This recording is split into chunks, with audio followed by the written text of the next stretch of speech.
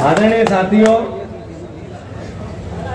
साथियों, बात इतनी है कि आज का जो आयोजन है ये हमें करना क्यों पड़ा। देश में 2014 में थोड़ा आपका पीछे दमों के परिवारजन आप सबका मैं स्वागत भी करता हूं और यहाँ के जानदार शानदार जितने पत्रकार बंधु उनका थोड़ा सा ध्यान 2014 पे ले जाना चाहिए।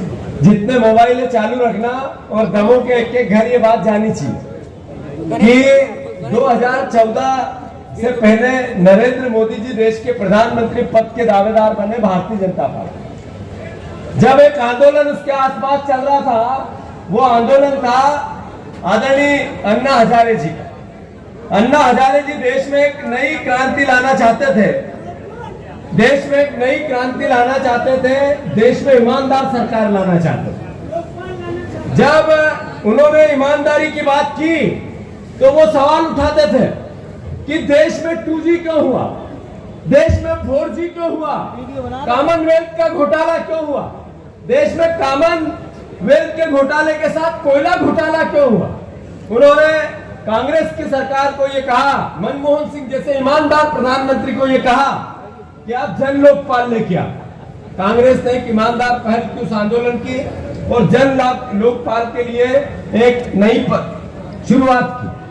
इस बीच में आरएसएस, अन्ना हजारे, भारतीय जनता पार्टी, नरेंद्र मोदी और देश के कुछ उद्योगपति और अमेरिका, याद रखना मैं फिर से कह रहा हूं अमेरिका, उस समय 175 करोड़ रुपए, 250 करोड़ रुपए भारतीय जनता पार्टी को अमेरिका से आए और उन्होंने कहा, यहां से कोई नहीं बोलेगा, उन्होंने कहा कि देश में भारत इतनी तेजी से जो विकास कर रहा है इसको रोको।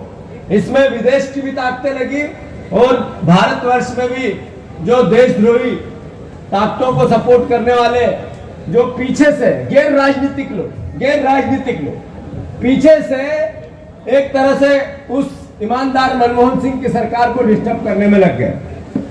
वादे आए, बहुत हुई महंगाई की मार, अब की बार मोदी सरकार।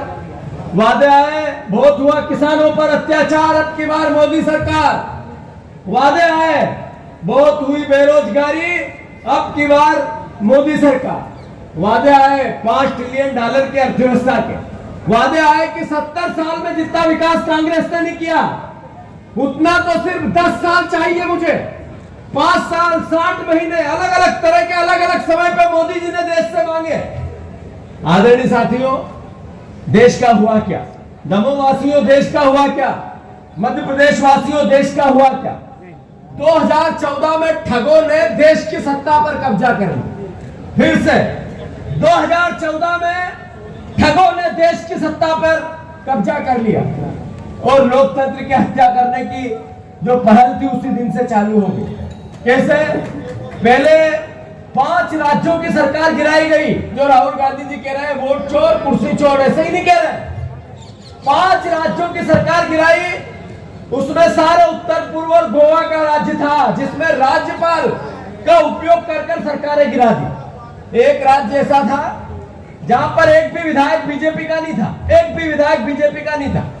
1 महीने बाद पूरी सरकार बीजेपी की बनी, मुख्यमंत्री बीजेपी का बना। यह पहला अटैक था, पहला प्रहार था देश के लोकतंत्र पर। दूसरा, ध्यान से सुनना मेरी बात और इस मोबाइल से दमों के घर घर तक जानी चाहिए। दूसरा प्रहार खोखा पद्धति आई। खोखा, यहाँ का राहुल लोधी भी उस खोखा पद्धति का शिकार हुआ। आज सांसद है वो। 1 खोखा, 2 खोखा, 3 खोखा, 20 खोखा, 50 खोखा तक विधायकों की बिक्री होने लगी और 500 से ज्यादा विधायक देश में दल बदल हुए, खरीद फरोख्त हुए। ये दूसरा प्रहार था देश के लोकतंत्र पे नरेंद्र मोदी का। तीसरा प्रहार रिसोर्ट पॉलिटिक्स, जिसमें सब विधायकों को एक साथ इकट्ठा कर एक बड़ी होटल में ले जाया जाता है, वहां पर इकट्ठा करके रखा जाता है, फिर वहां पर सरकार गिराने का पूरा एक रोडमैप तैयार रहता है, जिसमें मध्य प्रदेश, महाराष्ट्र, कर्नाटक, राजस्थान ऐसे कई राज्यों की सरकारें गिरा दी नरेंद्र मोदी ने। ये तीसरा प्रहार था लोकतंत्र पर। ये चौथा प्रहार वोट चोरी, जैसा भी मुकेश नायक जी ने कहा, दमों के वोट सागर में डलवा दो। सागर के वोट अलग अलग विधानसभाओं के अलग अलग विधानसभाओं में कर दो, देवरी के वोट अलग हटा में कर दो, हटा के वोट देवरी में कर दो, और सब जगह वोट डालने जाओ। तंत्र उनका है, उनका चुनाव आयोग है। अगर हम आवेदन भी दें कि काटो नाम डबल है तो नहीं कटेंगे, इसलिए कि नरेंद्र मोदी नई विधा लाए हैं कि आप सबका वोट का अधिकार अब सरकार का है, जनता का नहीं बचा। अरे बाबा साहब अम्बेडकर ने आम आदमी को, एक गरीब को और अडानी को, अंबानी को, हमारे यहाँ से जो धन्ना सेठ है जिनका इतना बड़ा कॉलेज बन गया, आदरणीय विधायक जी, जिनका कॉलेज ही ऊपर देखने में सर दर्द होता है, इतना बड़ा कॉलेज यूनिवर्सिटी बन गई। उस यूनिवर्सिटी के मालिक का वोट की कीमत भी एक है और एक गरीब किसान मजदूर के वोट की कीमत भी एक है। ये बाबा साहब अम्बेडकर ने, कांग्रेस पार्टी ने हम सबको अधिकार दिया, उसकी कीमत खत्म हो गई, उसकी चोरी होने लगी। अब राहुल गांधी जी ने एक प्रेस कॉन्फ्रेंस लेके बोला कि नरेंद्र मोदी जी ने कर्नाटक की एक लोकसभा 1 लाख वोट मैनिपुलेशन चुनाव आयोग के साथ किया और ये कहा कि मैंने ये बताया, उत्तर दो।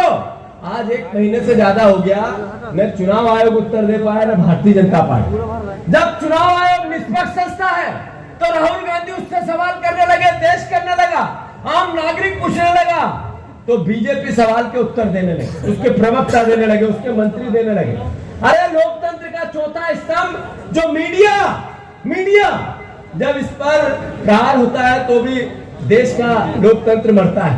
लगातार अलग अलग तरीके से, वो चाहे छोटे स्तर पर हो, देश स्तर पर, मीडिया को कमजोर किया जाने लगा। लास्ट में अभी एक और हथियार आ रहा है, याद रखना ये बात नहीं। नरेंद्र मोदी जी जब अब की बार 400 पार, इसलिए कि देश का संविधान बदलना है, इसलिए लगे थे पूरी मस्टरी को लेकर, पूरे चुनाव आयोग को लेकर, तो राहुल गांधी जी ने एक लाल किताब ली देश के संविधान की और देश के सामने पूरे देश में घूम गए चुनाव में।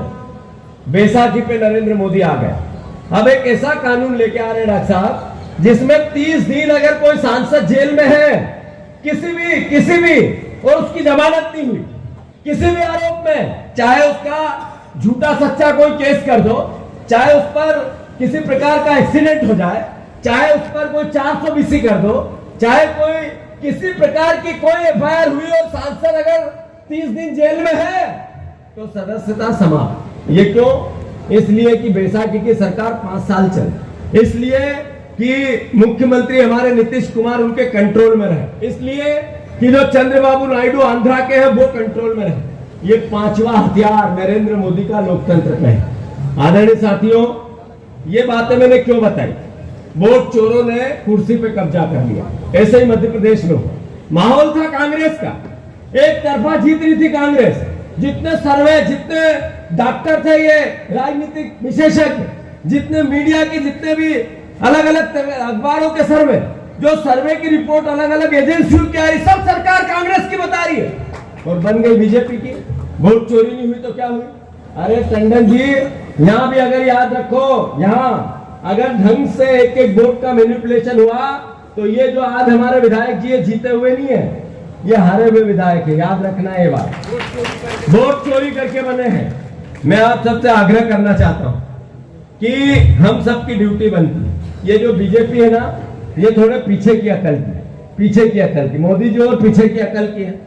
ये नरेंद्र मोदी जी का देखो आप, लंबे चौड़े हाथ ऊंचे कर करके भाषण देते हैं। जब कोविड आया तो राहुल गांधी जी ने कहा कि देश में ऐसा पैंडेमिक आएगा, लाखों लोग मर जाएंगे, आप एयरपोर्ट बंद करो, उन देशों पे प्रतिबंध लगाओ जहां पर कोविड आ चुका। हमारे देश में तो बाद में आया था। नरेंद्र मोदी उनकी हंसी उड़ाते रहे, बीजेपी उनकी हंसी उड़ाती रही, वो यहाँ कांग्रेस की मध्य प्रदेश की सरकार बदलते रहे और अंतोगत्वा कोविड आया, इनने तालियां बजवाई, पर अंतोगत्वा न ऑक्सीजन मिला, न रेमडेसिविर मिला, न बेड मिले, न डॉक्टर मिला और 1 करोड़ से ज्यादा लोगों की मौत हो गई। इन मौतों का दोषी कौन है? इसकी सजा किसको मिलनी चाहिए? अरे आपके भाई बहन, परिवार, रिश्तेदार, पड़ोसी, आपके दूर का कोई दोस्त, पहचान वाला अगर मरा तो उसका दोषी भारतीय जनता पार्टी और नरेंद्र मोदी की सरकार है। याद रखना है ये बात। ये पीछे की अकल के लोग हैं। अभी लखन भैया कह रहे थे नरेंद्र मोदी भारतीय जनता पार्टी पीछे की अकल की। जब कंप्यूटर क्रांति आई तो आर्डर उस समय के लोग बैलगाड़ी लेके संसद चले गए, ये पीछे की अकल के कारण ही गए। आज जब नोटबंदी हुई तो राहुल गांधी जी ने विरोध किया कि अर्थव्यवस्था बहुत खून पसीने से हमारे नेताओं ने बनाई, कांग्रेस ने बनाई है। देश इस स्तर पर है जो चाइना से मुकाबला कर रहा है, तो वो हमारे कांग्रेस के 70 साल का नतीजा है। नोटबंदी मत करो। नरेंद्र मोदी ने नोटबंदी की और पूरे देश की अर्थव्यवस्था चौपट हो, पीछे की अकल थी, इसीलिए ये घटना हुई। अभी जब जीएसटी की बात आई, जीएसटी याद है आप लोगों को? राहुल गांधी जी कह रहे थे कि 2 तरह की जीएसटी आनी चाहिए, आप ये 10 तरह की जीएसटी मत लगाओ, आप 1 तरह की जीएसटी लगाओ, ये 4 तरह की मत लगाओ। मोदी जी उनकी हंसी उड़ाते थे। रात को 12 बजे, वो रात को 12 बजे जीएसटी लगाई, रात को 12 बजे 500 का और 1000 का नोट खत्म किया।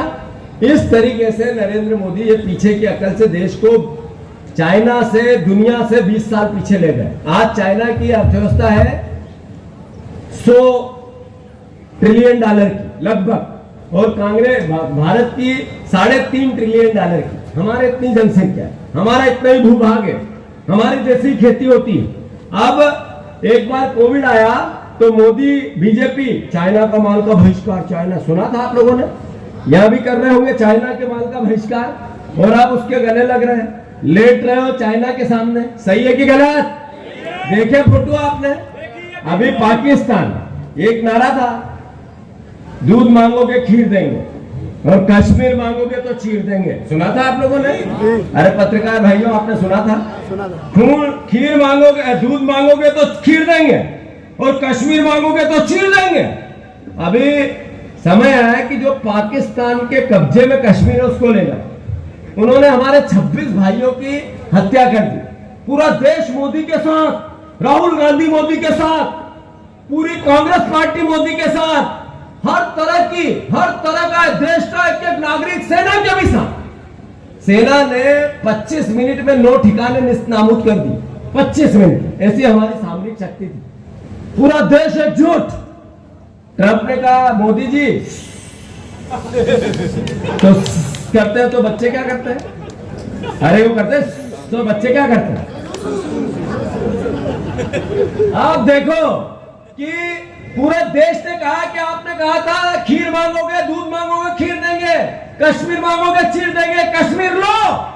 और नरेंद्र मोदी और बीजेपी का असली चेहरा याद आया कि केवल वोट के लिए इनको तो कश्मीर, खीर और दूध याद आ रहा था। ओरिजिनल में लड़ाई नहीं लड़ना चाहते। ये पीछे के दरवाजे के लोग हैं। जब जातिगत जनगणना की राहुल गांधी जी ने बात की, राहुल गांधी जी ने जातिगत जनगणना की बात, तो इन्होंने कहा कि